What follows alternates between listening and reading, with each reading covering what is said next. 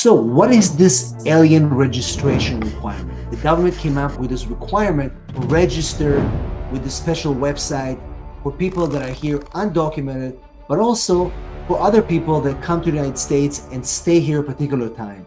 Very confusing. In this video, I'm going to talk to you about what is this alien registration requirement, where is it coming from, who needs to register, and how to register. Watch this video all the way, and you'll never ever be confused again.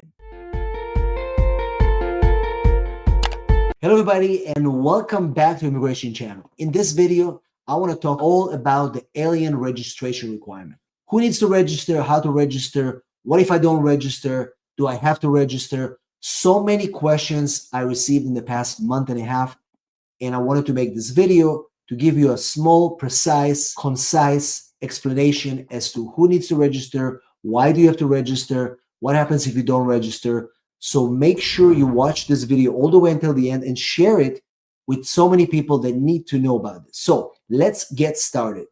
The alien registration requirement. First of all, let's understand what is alien registration. We go back all the way to 1940. And in 1940, we had a special act called the Alien Registration Act. Now, you know Trump, he loves to go back to old acts, like the Aliens Enemies Act of 17 something, and all these things. He loves that. So this is one of those acts from 1940. And the act says the following: every foreign national age 14 and above. And the act says the following: every foreign national age 14 or older who will be in the United States for 30 days or more must be registered and fingerprinted. This is the plain language of the law. Goes all the way to 1940. Now, this also includes people inside the United States that entered without inspection, undocumented immigrants, or without parole, right? So we're expanding this to also undocumented immigrants. Now, the act also says that if you don't register,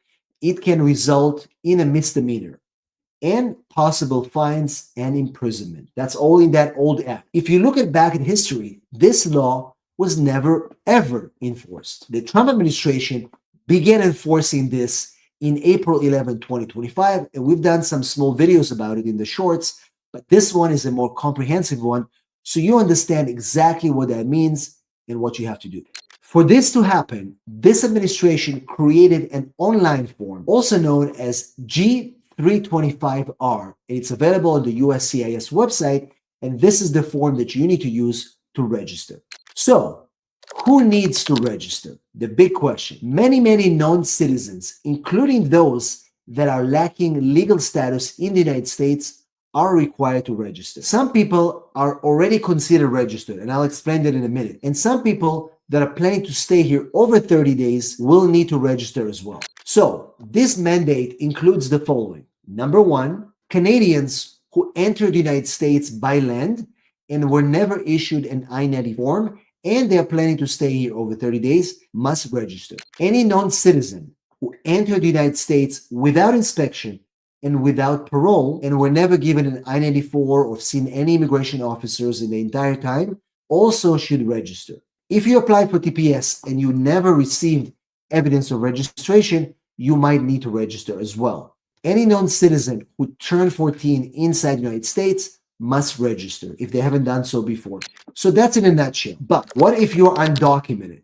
What does it mean and how do you do this? So if you enter the United States without inspection, without any proof that anyone's spoken to you or verified you or you were apprehended, then you need to register based on this law. Now, before this announcement, people that came here without inspection didn't have a way to register or have some kind of a form to show that they were here undocumented. But now with this new form, you have this option to do so. And if you're not going to do this, obviously they're saying that you could be, accused.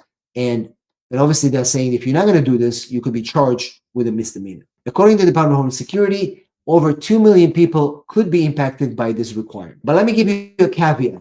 If you register, you're not getting any legal status. This document doesn't mean anything, and it doesn't give you protection from deportation. Many people in the comments and messages that I received assume that if they register, they're going to get some sort of protection. You're not going to get any protection. So be very careful before you do so, and always consult an attorney. Now, before we move to the next point, and I'll tell you who is already considered to be registered. So you don't have to register. Let me tell you this. If you're watching my videos and you're not subscribing to my channel, please do so right now. It will mean the world to me. Click the notification bell, subscribe, give us a big like so YouTube can share this video with more people just like you. And always, if you need help with your immigration matter, if you are confused about this matter or any other topic, send me a text, 619-483-4549, or go to www.immigrationsap.com. Leave your details, and one of my team members will contact you ASAP. Now, let's go back into the video. So, who is already considered registered? If you have a green card, you're considered that you're registered. You went through the whole system of immigration. If you were paroled into the United States and your parole is already expired, you're still registered. Many people came on parole for all these programs. You guys are registered. If you came to the United States on any visa and they gave you I-94 form or they put it in the system, you're already registered. You don't have to register. If you're in the United States and you were issued a visa, a tourist visa, a student visa, any visa, before your arrival, you registered as well. If you're issued an employment authorization card and you're inside the United States, then you're already registered. Now, who is exempt from the requirement to register completely? You don't need to register.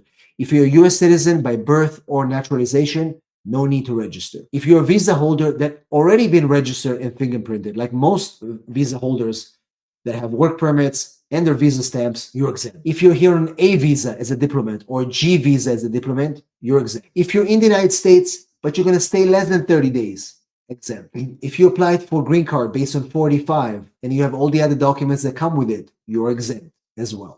So how do we register? Now that you realize that you register, you spoke to an attorney, you verified that you're going to do it, then you go online to the USCIS website and you look for form G325R.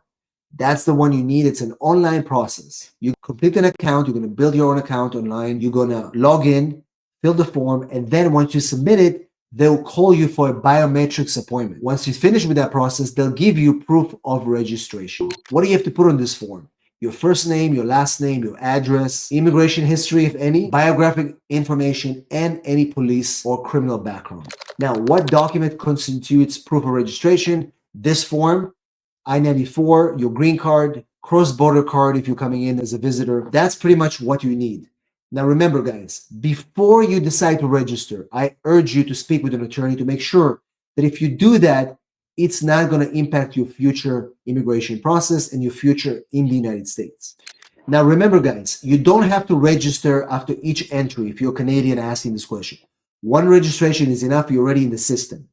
And also remember that this comes with the requirement to update your address after you move within 10 days. It's kind of like built in within this process that you have to remember to change your address. Now, whether you should register or not is not the purpose of this video. The purpose of this video is to explain the process, why it's happening, who needs to register, and how to do it.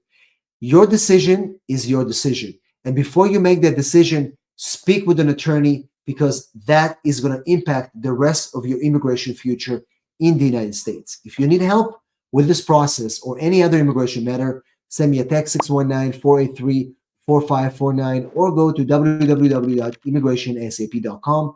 Leave your details and one of our team members will contact you ASAP. Thanks for watching and I'll see you on the next video.